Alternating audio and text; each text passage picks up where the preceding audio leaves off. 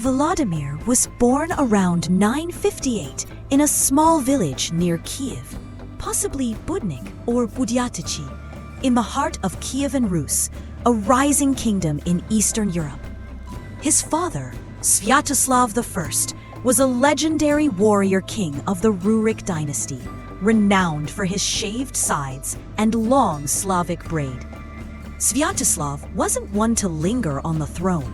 He spent most of his life on horseback, conquering lands from the Dnipro River to the Balkans, transforming Kievan Rus into a formidable empire. He often delegated the kingdom's management to his sons so he could focus on warfare, and perhaps this hands-off approach shaped Volodymyr's destiny.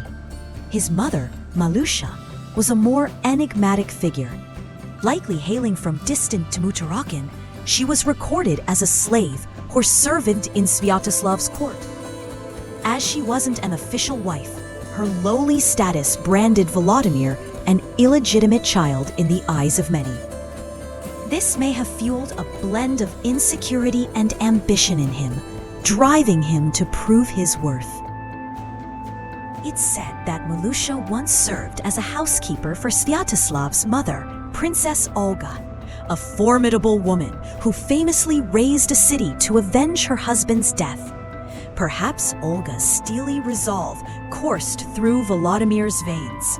In 970, when Volodymyr was about 12, his father appointed him Prince of Novgorod, a vital northern city. But Sviatoslav didn't stick around to mentor him. He soon plunged into war against the Byzantine Empire and met his end in 972, ambushed by the Pechenegs. His death plunged Kievan Rus into chaos, sparking a power struggle between Volodymyr's brothers, Yaropolk and Oleg. In 977, tragedy struck. Yaropolk killed Oleg in a brutal civil war and seized Novgorod. Fearing for his life, Volodymyr fled to Scandinavia, seeking aid from the Varangians, fierce Viking warriors. During those frigid years in exile, the young Volodymyr learned the art of organizing an army and steeled his resolve to reclaim his birthright. In 980, Volodymyr returned with a mighty Varangian force. His first target was Polotsk, a strategic city ruled by Duke Rogvolod. Here begins the tale of Rogneda. Rumors claimed Volodymyr stole her from his brother Yaropolk, but the truth is more complex. Rogneda, Rogvolod's daughter, had been betrothed to Yaropolk. When Volodymyr proposed and she scorned him, saying, "I won't marry the son of a slave," his fury erupted. He stormed Polotsk, killed her parents, and forced her into marriage. It was a ruthless act, though not quite the wife-stealing of legend. Rogneda later bore him many children, one of whom would rise to kingship. Can you guess who? After Polotsk, Volodymyr marched on Kiev, defeated Yaropolk, and slew his brother to claim the throne of the Grand Prince. At just 20 years old, he became the supreme ruler of Kievan Rus. In his early reign, Volodymyr embodied the quintessential pagan prince. He raised statues to gods like Perun and Kors, conducted polytheistic rites, and led a libertine life. Multiple wives and concubines were par for the course in that era. Beyond Rogneda, he wed Olava, possibly Varangian or Czech, mother of Vyacheslav, Irina, Yaropolk's widow, mother of Sviatopolk, and Adela from Bulgaria, mother of Saints Boris and Gleb.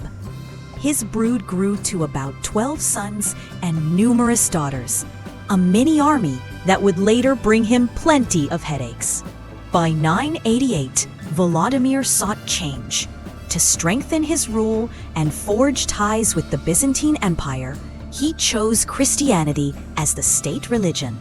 But first came a comical religious audition.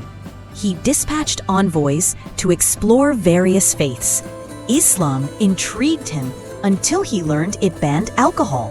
He quipped, "No wine? my people would kill me. Hearing of Christianity's grand churches, solemn rituals, and wine-friendly stance, he nodded and embraced it. He aided Emperor Basil II in quelling a rebellion, earning the hand of Anna Porphyrogenita, a noble Byzantine princess. In preparation, Volodymyr renounced his prior wives and was baptized in Chersonossos in 988. He then ordered the destruction of pagan idols and mandated mass baptisms in the Dnipro River. It was a scene both sacred and absurd, thousands dunking in the water, likely praying and shivering in equal measure. After marrying Anna in 989, Volodymyr expanded Kievan Rus through campaigns from the Baltic Sea to the Cherven region. He built churches, minted coins, and boosted trade. Following Anna's death in 1011, he wed again, possibly a granddaughter of Otto the Great, fathering Dobronega, who later married the King of Poland. Yet his twilight years were restless. In 1014, his son Jaroslav rebelled in Novgorod, refusing tribute. Volodymyr rallied an army to quell the uprising.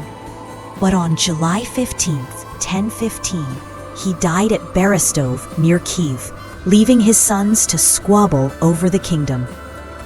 Yaroslav eventually claimed the throne, while Boris and Gleb became martyr saints after their brother Svyatopolk killed them. Volodymyr the Great left an immense legacy. A Christian Kievan Rus, with churches rising where pagan idols once stood. Canonized as Saint Vladimir, his feast day is celebrated on July 15th to 28th. Were he alive today, he might chuckle at debates over his name, Volodymyr of Ukraine or Vladimir of Russia, and take pride in how the son of a slave reshaped Eastern European history. Thanks for tuning in. Don't forget to like, subscribe, and hit that bell so you don't miss out on more wild history tales. Catch you later.